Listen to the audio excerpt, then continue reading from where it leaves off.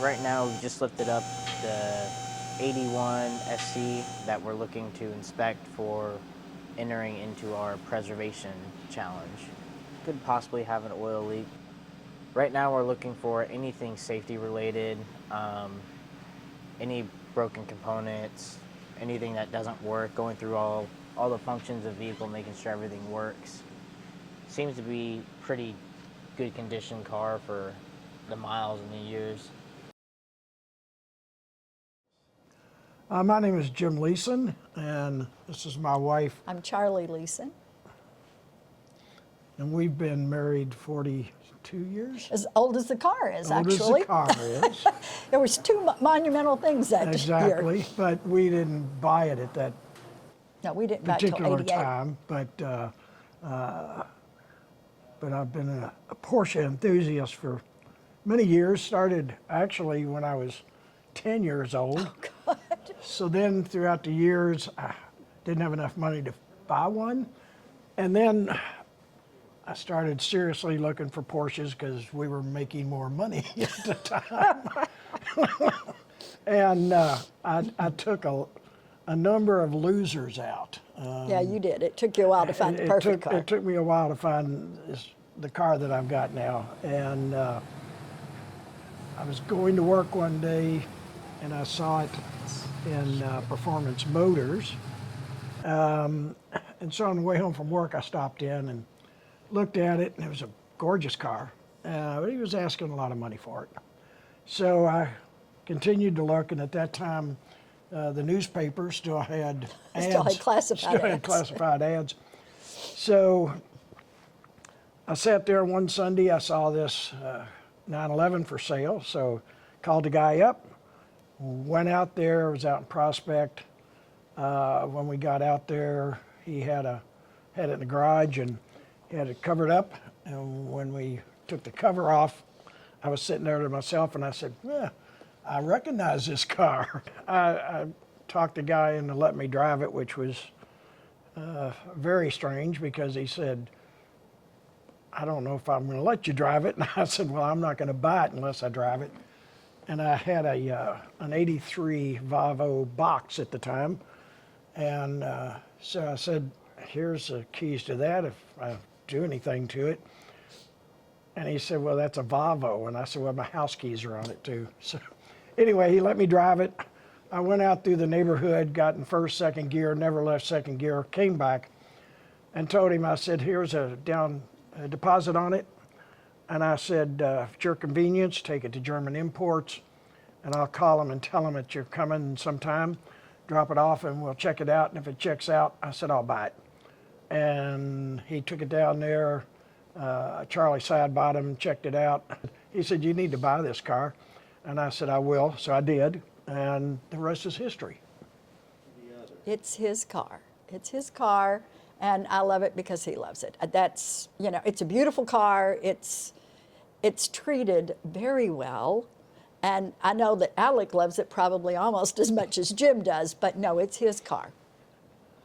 And I didn't care for the Cincinnati parade per se, but the rally was good because it took us in Ohio and Kentucky and some of Indiana and everything else. And I am not the best rally person in the world.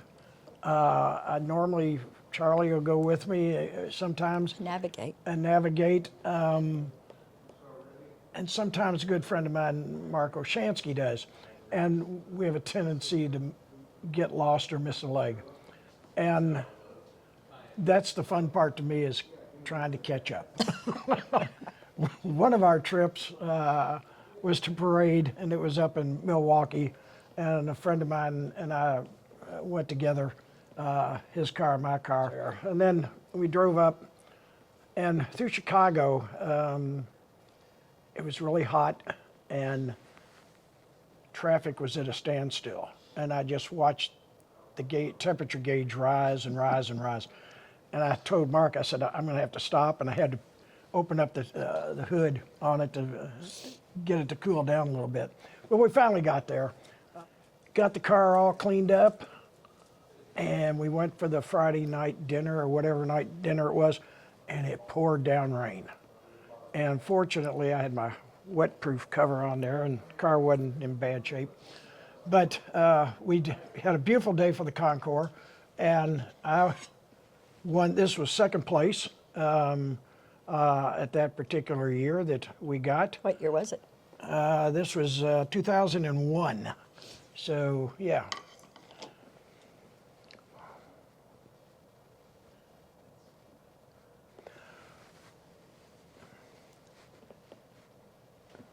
When I get into this car and I take it out and I tell myself, drive it like you stole it, because the car performs unbelievably at high speed, especially in turns. And the only way I can really describe it is if you take a station wagon, any station wagon, and take it into a turn very fast, it's like a hippopotamus on a wet clay bank. And when you have a Porsche, it's like a weasel in a pipe.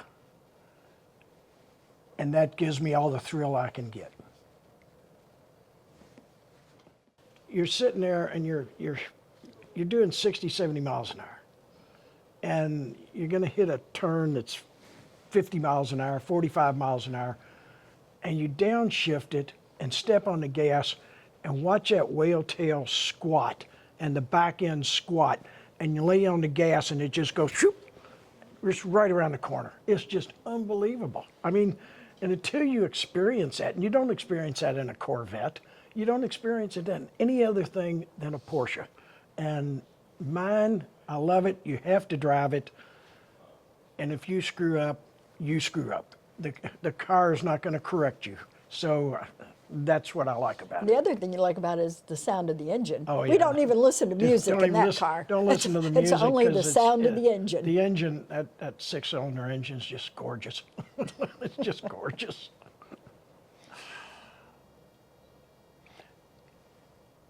I don't know. think it's set in yet until I'm gonna he have to deal with doesn't that have on a it. day-to-day basis. But I am going to be able to come visit it and help clean it. And so both are. I'm excited about that. And, you know, I've got a friend of mine's got a Boxer, and I'll drive it. And he's already told. I've got pictures. Yeah, but you all aren't going to be living with him for 6 months without the car.